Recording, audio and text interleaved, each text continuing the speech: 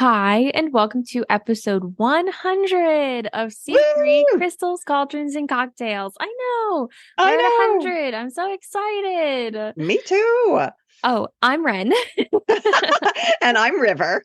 And today we are going to be talking about death herbs, but also we want to talk about our journey to where we are now and some of our favorite memories along the way. Just kind of Hmm like a synopsis is not the right word, or is it the right word for It can be. 100 Yeah, episodes? a trip down memory Yeah, trip lane. down memory lane. That's a great way to say it.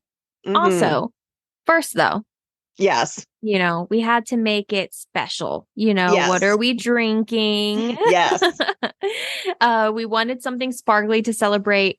And so I kind of decided to try a pink strawberry gin. So we Yes. created the Bewitching Blossoming Besom. Try saying that 5 times fast after you have like 6 of these things. Oh, God. Because you'll be flying after you drink these. Like you're up, the broom will be lost. Okay. Yeah, they are so good. They are Mm. amazing. It has strawberry gin, which is like, it has that like beautiful little pink hmm color. And then you have sparkling rosé wine Which is my favorite. spritz with like a lime juice and garnished with strawberries or a little bit of lime or both. So hmm it's really good. And we are having such a great time celebrating our 100th episode. Definitely. We're so excited, you guys. Yes. I mean, when you think of 100, you're like, oh, that's not a lot, but it's a lot because we post every week. And I know we haven't posted every week. So I think we would have been here sooner. I know we would have been here hmm sooner, but we're hmm here now and we are having such a good time. We are. Yes. So let's start off with talking about a little bit of our journey and some of our favorite moments. Okay. So, not to get emotional or anything, Wow. um, I want to say, even though our podcast we don't have so many listeners, we don't have, hundreds of thousands, we don't have millions of listeners, it still feels really great to know where we've come from and hmm to have the listeners that we have. And Yeah, so I'm just so proud of what this podcast has become. me We have too. had an incredible journey. It's like initial idea and conception to present day has been so fun. And it's hmm not anything that I would have imagined it would become. C3 has always, it's always been in the back of my mind. I have so much hmm fun. It's not like we're working when we do it. And so Definitely. it's evolved in many ways that I could not have imagined. Yeah. So I want to say, like, what began as a simple idea has transformed into a platform which I share my passions and connect with listeners, and where we explore captivating topics, like so many topics that I didn't even know were things in witchcraft or how hmm things intertwined is so cool. And Yes. especially the dedication and hard work that we've poured into it has hmm allowed me to witness like us and how we grow and how we've impacted like even just one person is I agree. amazing. I read that we got a review and the I don't know if you're listening, but it made me tear up. It was that one where it was like a podcast that makes me feel at home. And it just hmm because I know I have podcasts that make me feel comfortable. They're, background noise. I listen to hmm them actively, blah, blah, blah, and they make me feel at home. So to know that I can do that for somebody else makes me super happy. And thank you so much to that listener who hmm who did For who did just say sure. that. It's a labor of love. It really is. It And is. it's been nurtured with every episode. I mean, obviously there are ebbs and flows, and each interaction with listeners and lessons learned along the way. And so from refining my obviously really bad storytelling It's skills good. to embracing new technologies, and this podcast has undergone a profound evolution, mirroring our personal growth as well. I agree. hmm It's like a reminder that with persistence and dedication and genuine passion for something, even something in the smallest of ideas can blossom into anything, and it can be meaningful and impactful. And that's what makes this podcast a true testament of the power of dedication and creativity. Like, for sure. I mean, it's a lot. Like, I love this podcast so much. And with everything, even the small little details in our newsletters, that has our love, that has our passion and everything. So I love doing this podcast, and I can't wait to see how much more it can grow. Some of my favorite moments are more than just the pinpointing one joke, butt cheeks on a stick, or ritual, because we can't say ritual right, and all of that. So it's more than just one topic that we've covered. It's more than everything. It's a collective of laughs or jokes that warm my heart. And with every topic, we have grown our knowledge and impacted our community. And I'm just so happy to have everyone here to celebrate that with us. Oh, for sure. Me too. I remember how scary it was to first start this podcast. I mean, we had no idea what we were doing. Your husband, was like, this is something y'all need to do. And we're like, okay. And we just kind of jumped right into it. And, it's so fun. We have learned a lot. I listened to our first episode and I was like, oh man, we have really come a long way. I know. But and I don't even remember which episode it was we started doing our weekly cocktails, because I don't think it was in the first ones. I don't think so either. But it's one of my favorite things about this podcast, for sure, is the different cocktails. We have so much fun inventing them together and that kind of thing, playing with it. I think one of my favorite cocktails is that pagan pickle. It is just you so with the pagan good. Pickle. I know. I love it. Do you have a favorite one or not? I mean, all of them are so good in their own ways. I can't really pinpoint obviously the sweet ones, you know what? Yes. Any of the sweet ones. I think throughout this journey, I kind of come to love and hone in on what types of drinks I really enjoy. Yeah, I've turned her into an alcoholic, y'all. Yeah, no, I mean, there's one that's coming up, we've been working on the September one for our month. And this one, it's very good. It's an apple infused. Oh man, it's delicious. And I want to say that one's my favorite, but all of them, I drink one and try one. That one's my favorite. And then that one's my favorite. And then that one's my favorite. Yeah. Yeah. Same. And then the did you know facts. I have learned so much doing the research for this podcast. It's crazy. Now we have a bunch of your did you knows of past time. And it's those little facts are the things that are going to let me win Jeopardy or whatever it is. Witchy Jeopardy, maybe. I don't know. But, I thought, even though I've been a witch for as long as I can remember, doing this podcast has taught me so much more. Yes. And it just made me realize that there are as many paths out there as there are individuals. Yeah. And that nobody can ever know everything. There is no everything. I know. I mean, when we started this, I was scared, like how you said, because I didn't know much going into it. I was I was genuinely scared. It was how am I supposed to teach these people and tell these people what I don't even know? And so, I mean, we've really come a long way. Well, and I still don't think we're teaching. We're just talking about these topics and what we think about them and what, we read and what we would do differently. And whether, sometimes we'll say, and I don't really agree with this, but this is what I've read, Yeah. So I can't wait to see where we go from here either. I do think it would be so fun to go on tour. Oh man, it would. Meet people and do some episodes on stage. So Wren, since you're the manifest queen, you should work on manifesting that for us. Okay, I will try. I will definitely try. Oh, it would be a dream to have this. It would be so fun to meet these people. They are amazing people. I know. Man. Okay, so let's talk about some of our death herbs. Ooh, see, and this is such a dark topic for our 100th for our regular, episode. Oh, but we only picked a couple because we knew we were going to be talking a little bit in the beginning, and so I picked Henbane, I'm not going to Which try I this. had never heard of that one No, before. me neither. So that's why I kind of picked this one. And I'm not going to try to say the scientific name. I'm going to butcher it anyways. I'm learning my lesson from the past other episodes.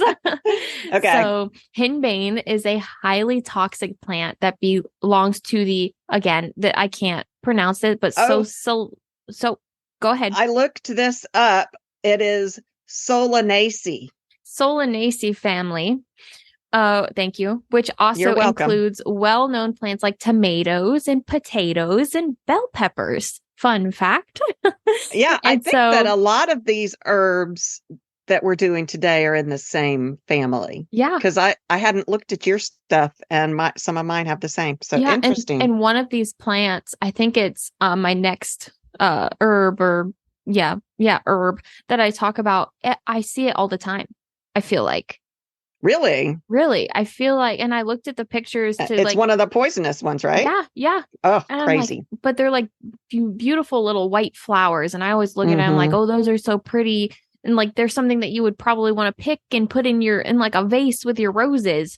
And you're Mm-hmm. like, now Maybe looking at it, I'm not. like, no, Especially not with cats and dogs in your no, house. You got to be absolutely not. careful Yeah. about these. Yeah, especially when we go on walks because Honey likes to just like pick up like random things off the ground. Can you hear my eye Mm-hmm. roll? And so I always have to like, no, put that down, like drop it. And she likes to eat grass all the time. She's nothing wrong with her. She just likes to eat grass. And so I Mm-hmm. worry now because this plant I've seen it before. At least I Oh, think I wow. have. Mm-hmm. So henbane is native to Europe and parts of Asia Okay. and has a long history of use in traditional medicine and folklore, including associations with magical and mystical practices. However, its toxic nature has led to its limited use in modern times. Wow, that's very similar to some of the ones I did too. They're all very similar. And Yeah. when I was researching both of my herbs, it was very like they didn't want to give me the information because these are harmful Yeah, herbs. they're poisons. They Yeah. can kill Yeah. people. And so now Yeah. I know my FBI agent is probably looking at me real hard right now, going, who are you trying to poison? Oh God. I know, because I kept like Googling. I was like, okay, henbane, how to use. Henbane, Hmm. magical practices. Henbane in How witchcraft. much does it take to poison Yeah, yeah, someone? yeah. And so I know, and every single time it was like, we do not condone the use of henbane. And I'm like, I don't want to use it. I need the We want information. to know about I just it. want to know about it. So I wanted to see a little bit of history because going off of like it being used in traditional medicines before, I wanted to see Hmm. how it evolved from there. And so, Well, I imagine the doctor said, "Oop, that amount killed him." yeah, like Noted. trial and Move on to the next error. time. Like I was thinking the same thing. I was like, Yeah. okay, so in medicine, they were probably like, okay, let me use this. And then the patient died. They'd be like, okay, I can't use that anymore. Okay, now we Yeah. know. Yeah. And I'm like, that's just awful. Yeah. So ancient uses, and it's funny because I had no idea when I picked henbane that it would tie into Egypt. Really? It Oh, that's so did. funny. So henbane has historical references dating back to Egypt and Greece for its potential psychoactive effects and medicinal properties. It's important to note, Psychoactive. Is that like hallucinations? probably Okay. that's what I They would insinuated. tripping. They'd be Yeah, tripping. yeah, off henbane. But and then again, a lot of the sites kept saying it was important to note that historical uses of henbane were often based on limited understanding of the toxic nature. Everything that Yeah. it came across was like, you also have to understand, They didn't like know what they were doing. That there's one died and they risks. blamed it Yeah, on yeah, the witch down the street. yeah, for real. It Um, wasn't the it henbane, it was wasn't the the witch plant, it down the was the street. witch. Yeah.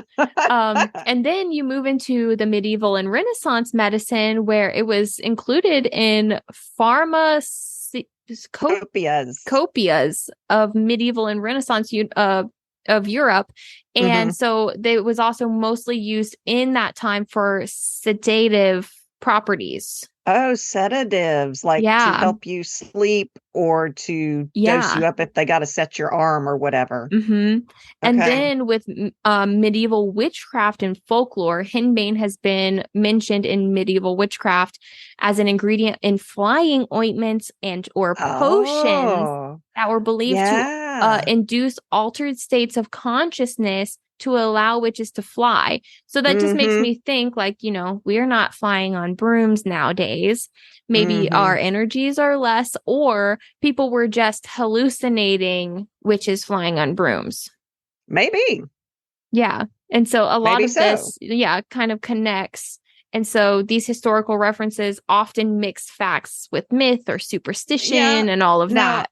In that episode we did way in the beginning where we were talking about the flying ointment and they would mix baby fat, or they said that witches would mix baby fat in with it. I don't remember it being henbane. That was the herb, though. I don't remember it being henbane either, because I'd never heard of henbane. Yeah, same. Unless if all of our listeners who are binging it going, no, it was henbane. Yeah, Greg sometimes has to do that. He's like, okay, I know plants. And so when you said this is really what's going on. Yeah, this is this. Like, okay. Now we know. Yeah. But I was thinking about, you know, you talking about it being used for sedative purposes. And they're like, well, we fixed his arm. It's not broken anymore, but he's dead. Yeah. Yeah, no. And so like it has like those psychoactive like properties. It was used as a sedative, and now it was used for flying. Okay. And then you have alchemy and like magical associations. So in alchemy and the magical traditions of the past, henbane was sometimes associated with transformation and communication to other realms. So however, these associations were likely influenced by limited botanical knowledge and symbolism, plus the hallucinogenic properties. Yeah. You know, you don't really know what's going on. Yeah. But henbane has appeared in various literature. Okay. Like William Shakespeare referred to it in Hamlet when describing the poison that was used to kill King Hamlet. Really? That was the poison? Yes. I thought it was Nightshade for some reason. This one was henbane. And interesting. If you remember it as Nightshade, then you could be in a parallel universe, you know, could be. Mandela effect the type Mandela of thing. Effect. So it was henbane's historical notoriety was due to I'm really struggling, due to Shakespeare. Yeah, and so it kind of came about. And then also historical uses throughout history. It's been used in multiple ways, but it's been often used in small doses to where its toxicity didn't kill you. It produced those hallucinogenic properties or flying on brooms and witches. And it was also used in divination, in rituals involving altered states of consciousness. In some cultures, it was believed that henbane could allow communication through the spirits and divination. For sure. So about henbane, I wanted to talk about the appearance a little bit. Yeah, I'm curious because you said you think you've seen. Oh, is this the one you've seen, or it was the other one? It was the other one. I talk about the appearance of both of them. Okay. Now, I know I'm not going to do the best, so go Google a picture. Because I mean, So henbane is a herbaceous. How do you say that? Herbaceous. Thank you. You're welcome. That can grow up to several feet high. It has large, hairy leaves and a trumpet-shaped flower that can range in color from white to pale yellow or even violet. And the pictures that I saw, they were like a pale yellow. You know, it's so interesting that these poisonous, because the ones that I worked on too are gorgeous. These poisonous this one's beautiful. Are beautiful. It's very pretty. And like how the flower hangs, it's like that trumpet shaped, and like it's like a droopy trumpet that kind of hangs open. It's so cool. And then the plant's distinctive appearance can make it recognizable due to its toxic nature, and it's very important to avoid handling it. Even handling it, it's dangerous. So toxicity levels, it contains several tropane alkaloids, including hyoscyamine. Yeah, I can't help you with these. Scopolamine Scopolamine and atropine. which Atropine. I've heard of atropine before. Yeah, it's in a lot of the herbs I've got today too. It is toxic. See, why did I do that to myself? I don't know. To inform you guys, I suppose. It's all for y'all. Yeah. The compounds have a variety of effects on the human body. And this is where it was very interesting, including hallucinogenics, delirium, confusion, and paralysis. Ooh, that would be frightening. Yeah. And then ingesting even a small amount of henbane can be extremely dangerous and potentially fatal. So I don't even know how much in historical context they meant as small amount. Like, because this one says like it, I mean, even all amounts is very extremely dangerous. Yeah. And then legal status. Okay. So due to its toxic nature, henbane is considered a controlled and restricted plant in many countries, and its cultivation and sale are regulated to prevent accidental poisoning. That's fascinating. I had no idea. And then again, I want to reiterate. Reiterate. There you go. These drinks are very good.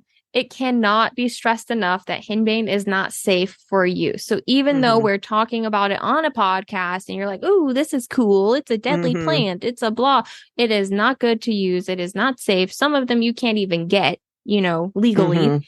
And so whether in magical practices, herbal remedies, or any other context, it is a toxic compound, and you have to have severe and caution when using it.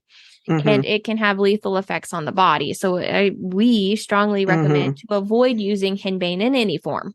Yeah. Don't be making it into potions and drinking it. That is just not. No. And we have safer alternatives. Yes, for sure. Science. Yes. So if you're interested in incorporating any type of herb like this, like henbane, there are other available safer options such as lavender, rosemary, sage, mugwort, and more. Like these have very similar magical properties as to what henbane has and how it's grown and all of that you can use that in your magical practice instead. Okay, good idea. And then modern practices, we don't really use it. Like, as I've said, it's just not safe for us to use. Now, some people do use it. And I mean, in the site that I saw, it was like more pagans use it, but I don't think that's true. I think it's just what you choose to work with. I can see using it for its correspondences or whatever, especially if you're doing death magic of some kind. But I would only use it like in a jar spell that I then seal. Yeah. So that it can't ever be even opened. like touching it, because our skin is very absorbed. Gloves, like we absorb really easily. So it's just scary to work with altogether. Yay, you made it through one herb. Here's our code. Here's our code. Thank you for listening. Yes. So do you want to say it or do I want to say it? You can say it. So our code for our 100th episode giveaway is Bewitching Blossoming Besom. Again, try saying that 6 times fast or 5 times fast after having 5 to 1 time fast. 1 time fast. So that is our code phrase. Again, I'm going to say it. I'll say it here and I'll say it at the end. Bewitching Blossoming Besom. And so all you have to do is email that phrase to C3 River and Wren, and my name is spelled WREN, just for clarification, at gmail.com. Include your address so that we can mail it to you if you win, or if you're uncomfortable with that and you do win, we will just reach out to you and ask for your address. Yeah. How do you want it? How do you want us to get it to you? Whatever. And then you will have until midnight Thursday, 31st. You will have until August 31st. That is midnight Thursday. Okay. To email us our code word for you to be put into our drawing. And then we'll do the drawing and announce the winners, and we'll probably record us doing the drawing so we can post it and y'all can hear it. Yes. And y'all can see it happen and be a part of it. We might be able to do it live. We don't know how to do that yet. Yeah. But we'll once we figure it out, we'll figure it out. Yeah. We'll either post and let you guys know as soon as we have recorded it, or we will do it live if we can figure out how to do it. Yes. And then we're on our 100th episode and we're over here going, ooh, That's true. That's true. Yeah. Okay. Well, my first death herb is belladonna, which is also known as nightshade. And it is one of those exotic, fascinating plants that gets all this attention. I think all of us have heard of belladonna or nightshade. Yes. So you'll find it throughout myths and legends, wherever witches are. And usually witches are the poisoners that use it to poison. It's probably what was used in Snow White on the apple. Oh, I hadn't even thought about that. I have no idea, but it probably was. So it's, even though it's poisonous, it is gorgeous. So it is still found in many gardens, or you can even see it on sides of the road. Oh, it's found near playgrounds. It is packaged and sold in herbal shops, and it belongs to that family of plants that you were talking about, the Solanaceae. It could be Solanacea, also depending on how you pronounce it. Either one is correct. And did you know that many of our favorite garden veggies, like the peppers, the tomatoes, eggplants, and potatoes, just like you said, belong to this family? That's so interesting. Why Henbane is a part of this same family, but it's not allowed anywhere, and it's like regulated in so many countries. But then you have like belladonna or nightshade, and people are selling it in stores. Well, I'm wondering if because the henbane is European, so it might be that what we're reading, because we live in the United States, is that it's not able to be imported here, but belladonna and nightshade grow here, so it's not like we can stop it from being here because it's already here. So I don't know. Okay. But the uses of belladonna, there really are no other uses other than poison.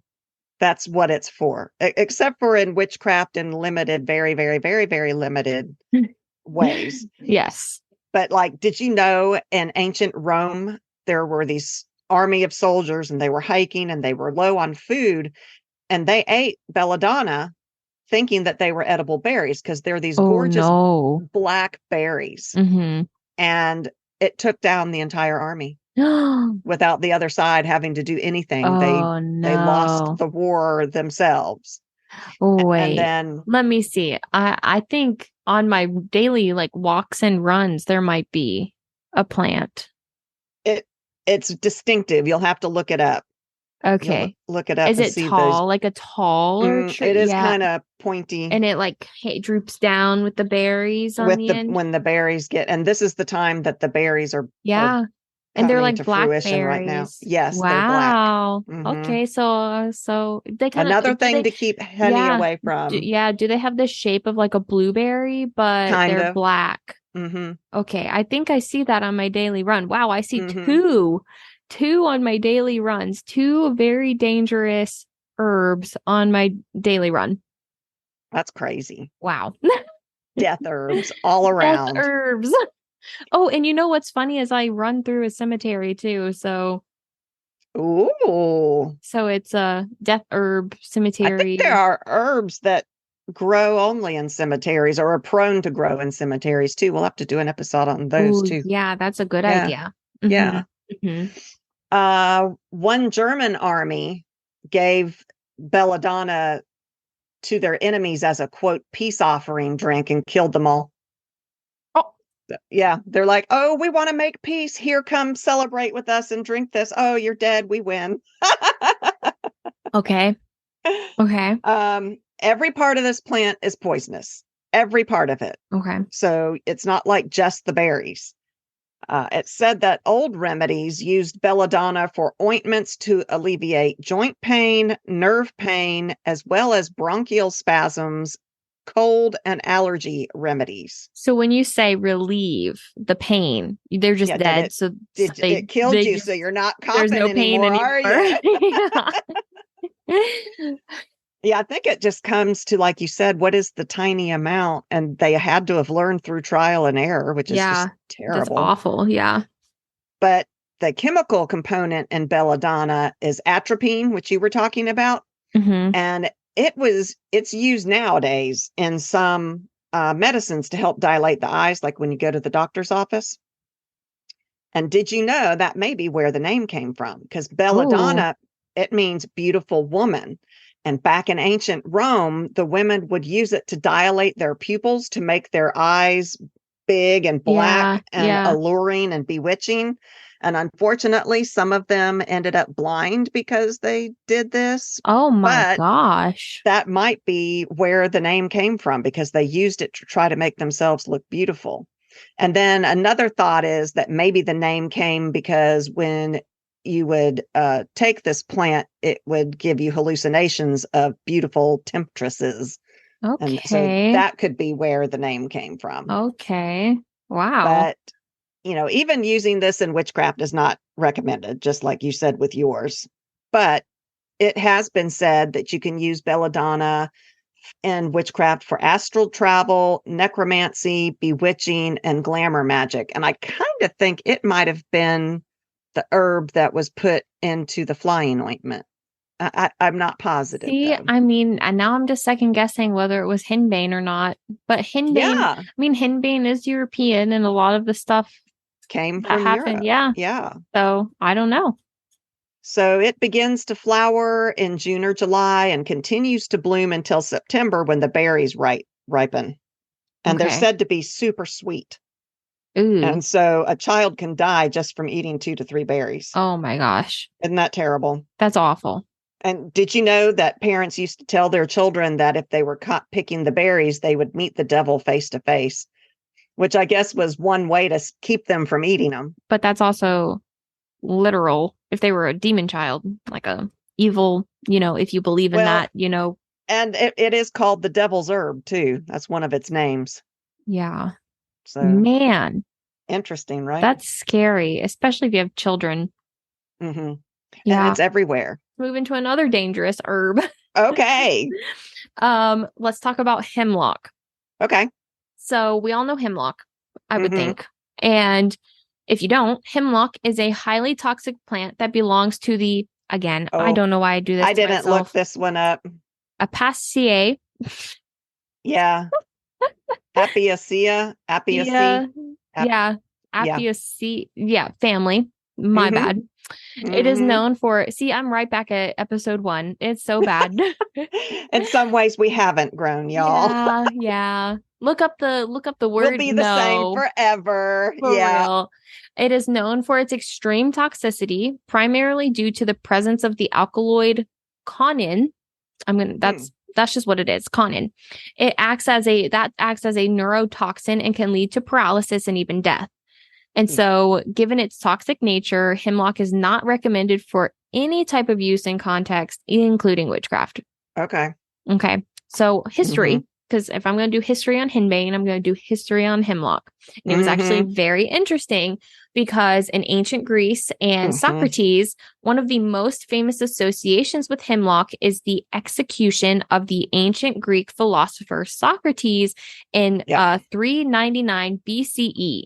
Where Socrates, I knew this one. Yeah, I didn't know this. This was very cool. He was sentenced to death by drinking a mixture containing hemlock. This event is recorded by several ancient philosophers and writers, including Plato, in his dialogues to, Phaedo I can't remember. Crito, I think. Crito. I can't remember why he was sentenced to death. I know that he was a great philosopher and he made a lot of predictions that I think are still coming true today. So maybe one of the rulers got pissed off about something he said. Probably all of the resources that I had off of looking up hemlock, I could have gone and said, why was Socrates, executed or whatever. I didn't think to do that. I have an ADHD mind, and when I'm on a roll, I'm on a roll. Squirrel. I don't divert when I'm on a roll. I just be like, nope, just stick to what you're reading. And so I don't know, but it had to have been with something about his knowledge that he has and, his high philosophy. Yeah. He was kind of brilliant. Yeah. And then you have medicinal and botanical uses of hemlock. So in ancient times, hemlock was sometimes used for its potential medicinal properties. Although it was a toxic plant, it was used for pain relief and what would you call it? An As analgesic. an analgesic, yeah. Mm-hmm. So, yeah. Myth and legend of hemlock. Okay. So, hemlock has appeared in various myths and legends throughout history. And in some cultures, it was associated with death. Yeah, I wonder why. I wonder why. And witchcraft due to its toxic properties. So, here's where we're saying this plant is sitting here. And they were like, oh, a witch made that. Yep. Not like witch did it. A witch used that, but a witch made that. Like a witch did that. Mm-hmm. Also, literary references where hemlock has been referenced in literature, including some classical authors like Pliny, that's how you say it, the Elder, and how do you say that? That one I don't know. Dioscorides. That's how I read it, but I wanted to make sure with you. Yeah, I don't know either. Dioscorides. It also appears in Shakespeare and Hamlet as well. Where more specifically, Henry part, what is that? Henry the Fourth. Part 2. I'm really bad at Roman numerals too, you guys. That's so funny. Well, I took Latin, so I had to learn the Roman numerals. They made us know nothing. It. And so a little bit about, this one was super interesting, and I took the appearance and I broke it up into bits and pieces. Again, I have ADHD. So I was like, oh, what does this look like? Yeah. So hemlock is a biannual plant. Yeah, but I don't know. Yeah, meaning it completes its life cycle over the course of 2 years. Yes, so in the first year, it forms a low-growing rosette of leaves. In the second year, it sends up a tall, hollow stem that bears flowers and seeds. Okay. So it grows. So the first year, you don't see the flowers. The second year, you see the flowers. Yes. Okay. And so the stem of hemlock is typically smooth, hollow, and marked with purple or reddish spots or streaks. It can reach heights of several feet, exceeding human height, which I'm like, wow. define human height. I think the tallest one, it ranged between 5 to 7 feet or something like that. Okay, that would be human, which is pretty height. tall. Yeah. Yeah. And so the leaves of hemlock are compound of fern-like appearance, so they look like a fern. Okay, and I know like those fern very leaves. well because I've killed many of those. You've killed many of those. That's so funny. They are divided. That's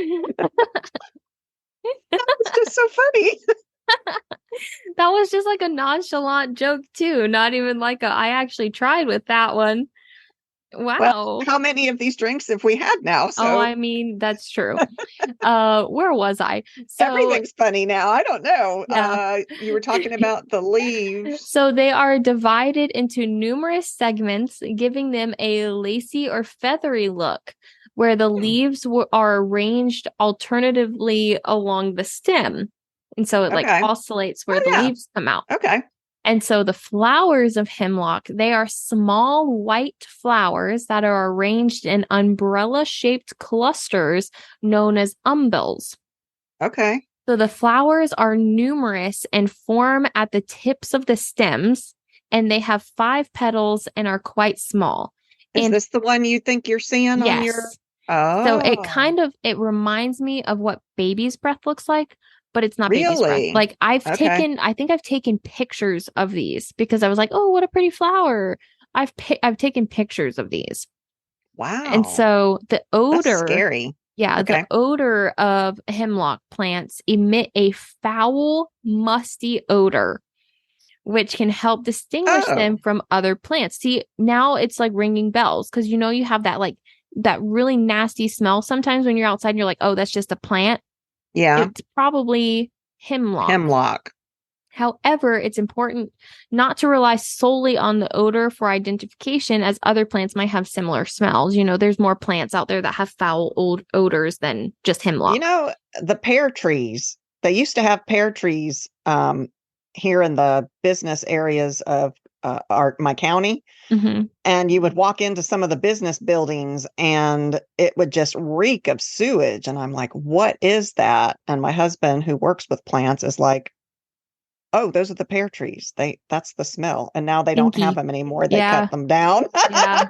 For real. No, they're beautiful though. But they smell? Yeah.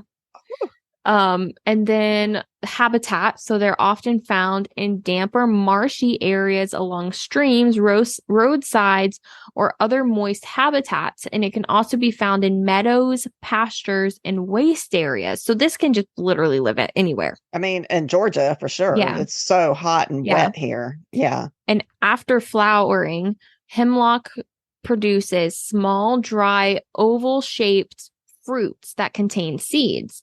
And these seeds are small and can easily easily spread by wind or water. So picked up by anything. And transported everywhere and anywhere. Grow. And grow anywhere. And then it is important to remember that when identifying hemlock, it's extremely toxic and to avoid handling the plant or ingesting it in any way. And that's all I have for hemlock. All right, cool. So my last one is Wolfsbane, which is also known as monk's hood. Interesting. So it's also another one that's gorgeous. Wolfsbane is a beautiful and poisonous fall blooming perennial. It also has a colorful history associated with vampires, werewolves, and witches, of course. That's fun. Mine didn't have anything fun like that. They naturally grow in mountainous areas across the northern half of the globe and are also planted in gardens for their deep purple blooms. I mean, they really are beautiful, which continue flowering long after other perennials fade for the season. So that's part of why people want them in their yards, is because they continue to flower. The history of Wolfsbane: in Greek myth, Wolfsbane is originated, it says, from the toxic slobber of the three-headed dog Cerberus.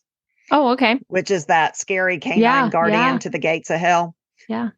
In the Dark Ages, Wolfsbane was said to be used by witches in spells and potions, and was one of the ingredients for the flying ointment. Oh, okay. See, I think it was. Did you think it was Wolfsbane? I still don't know. I want to say yes, but I don't know. Maybe so. Okay. But in the Middle Ages, wolves and werewolves were a genuine fear over in Europe. And these frightened people turned to growing wolfsbane in their gardens for protection, because superstition said that werewolves would be repelled by it or even tamed by it. So, of course, everybody's out there growing wolfsbane, and it's poisonous. There was a myth that said that if you come into contact with wolfsbane on a full night, that's what causes you to become a werewolf. Oh. Oh, and so it's everywhere, and then you're obviously going to come in contact with it on a full moon. You're going to be a werewolf. Wow. And then patients that suffered from lycanthropy, which back then was the delusion of being a wolf, they were prescribed regular and often lethal doses of wolfsbane by their medieval doctors. Wow. We love medieval doctors. Yes, yes. And then the armies of ancient Europe and Asia would use it to poison their enemy water supplies. And what happens, the poison, it paralyzes the nervous system, it lowers your blood pressure, and eventually stops your heart. The Nazis used it to poison bullets with during the Second World War. Ugh. And the Romans, they actually banned it from being cultivated in gardens in 117 Jesus. I know. AD, after a spate of monkshood murders. And I tried to do research on this. I wanted to tell you all about the monkshood murders, and I couldn't find anything about ancient Roman monkshood murders that led to the banning of wolfsbane. I think there's a story there for sure. Yeah, for real.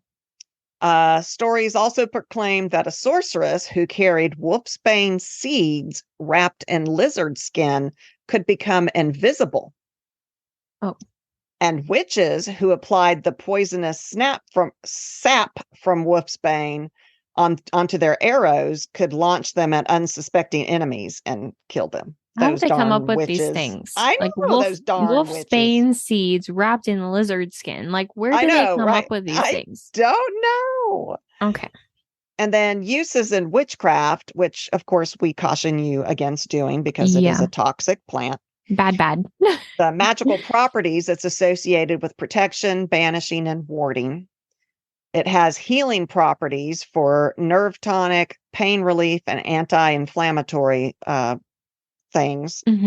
Associated chakra. Yeah, that word went right out of my head. Yeah. The associated chakras, your third eye chakra and your root chakra. But as with all the other herbs we've talked about today, think long and hard if you're going to use this in a spell.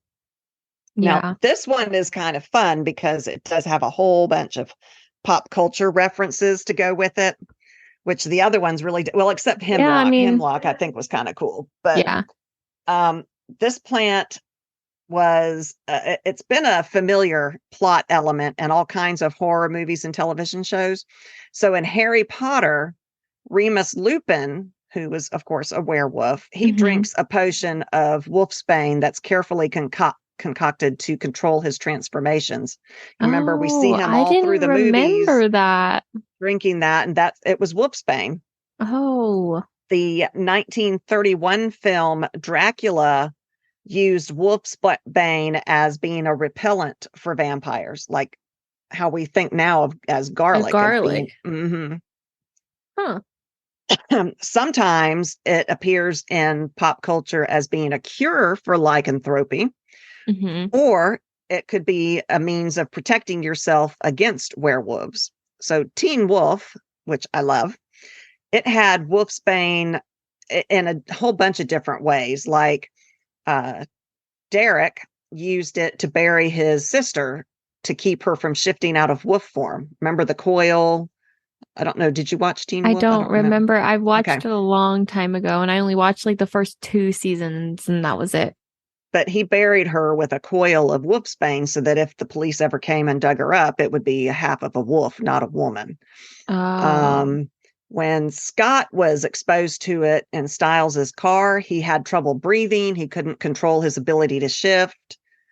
And then in later seasons, that Nordic blue monk's hood, which is a rare wolfsbane variety, it's able to kill a werewolf in 48 hours. Oh, wow. And then Vampire Diaries, it also had wolfsbane in it. And I remember on the night of a full moon, just before their transformation, if a werewolf, they would drink a diluted wolfsbane potion to weaken themselves to decrease the likelihood that they would break out of their restraints because they didn't want to harm anybody or kill an innocent. Yeah. So both Mason and Tyler Lockwood did that. I mean, and I think in Vampire Diaries, it was used in a whole bunch of different ways. And Teen Wolf too. And I think in Hemlock Grove, there was something. I haven't seen that in a while either. Wolfsbane too. Yeah. But yeah, it's a common element in horror movies involving vampires or werewolves or witches, that kind of thing. So that is all I have. Yes. Yeah. So that's it on our 100th episode. I know, our 100th episode. I could have sworn I had written a whole outro for our 100th episode. I have it. I see it. It's not on my page. Did I leave anything else out? I don't think so. No, it was right there. Okay, I'll do the outro. Okay, because it's not on my page. Yeah. That's all we have for today. Happy 100. Happy 100. Man. Also, okay, don't forget to email us the phrase bewitching, blossoming, besom in order to be entered into the drawing, and we will be giving away 3 mugs. So email us before Thursday at midnight. So we thank you guys so much for listening. Yes. You can find everything you need at our website. That's www.c3. Yeah. Oh, wow. My brain just went blank. These drinks are yummy. Yep. c3witchypodcast.com. There you will find links to our social media, links to our episodes, our blog, which I posted on our blog today. So, Yay! and links to our merch and more. Our merch is also at www.c3witchypodcastmerch.com. So it's a little easy if you just want to go straight there. Don't forget, we have limited edition merch going on right now, and it will only be available through this spooky season. So get yours now. That we cannot stress you that enough. Now is the time. And if you like the podcast, please support us. You can support us either on Patreon or on Buzzsprout. Either of those will give you access to our After Dark episodes, which is a whole series that we do only for our paying subscribers. Yes. And then we upload 2 After Dark episodes per month. Sometimes it's 3, depending on the Sundays that it comes out. And then on Patreon, you also get extra goodies like journal pages, to-do lists, guided meditations, spells, recipes. It goes on. And we're also going to do for September, trial and error of a newsletter where we have a Patreon only content list. Part. So stay tuned for that. Yes. Stay tuned for that. And I think that's it. So we'll be back. And until then, stay witchy.